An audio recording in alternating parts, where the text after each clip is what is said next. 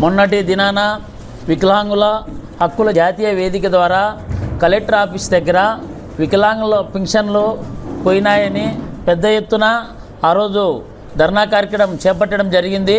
అందులో భాగంగా జిల్లా వ్యాప్తంగా ఉన్నటువంటి దివ్యాంగుల సంఘం నాయకులతో చర్చించడం జరిగింది.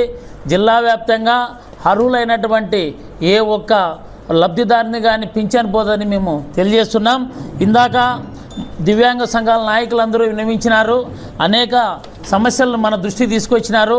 నేను కానీ ఈరోజు విభిన్న ప్రతిభావంతుల కార్పొరేషన్ చైర్మన్గా కొత్తగా ఎన్నిక కావడం జరిగింది. నేను ఏదైతే ఛార్జ్ తీసుకున్న తర్వాత నేను కానీ గ్రామీణ ప్రాంతాల నుంచి వచ్చా. గతంలో నేను నా స్కూల్లో చదివేటప్పుడు దివ్యాంగులు ఏ విధంగా మాట్లాడతారు సమాజం అనేది నేను ఖచ్చితంగా చవి చూసినాను. అదేవిధంగా జిల్లా వ్యాప్తంగా ఈ సమాజంలో దివ్యాంగులకు ఎంతవరకు ఈరోజు అవమానపడుతున్నారో నా దృష్టికి వచ్చాయి.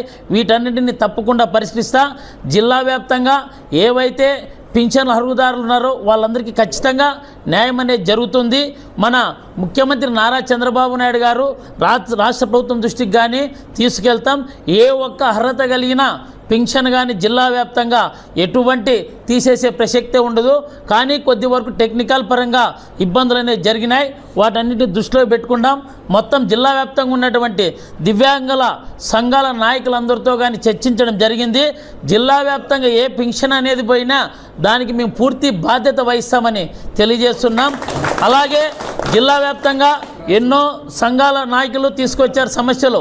దివ్యాంగులకు ఉన్నటువంటి సమస్యలన్నిటినీ ఖచ్చితంగా ఈ జిల్లా వాసిగా నేను పరిష్కరిస్తానని తెలియజేస్తున్నా. అందరికీ నమస్కారం. నా పేరు ఉద్దీప్ సింహ, కళ్యాణ్ దుర్గము. ఈరోజు మన నూతన మా వికలాంగుల చైర్మన్ నారాయణ స్వామి అన్నను కలవడం జరిగింది.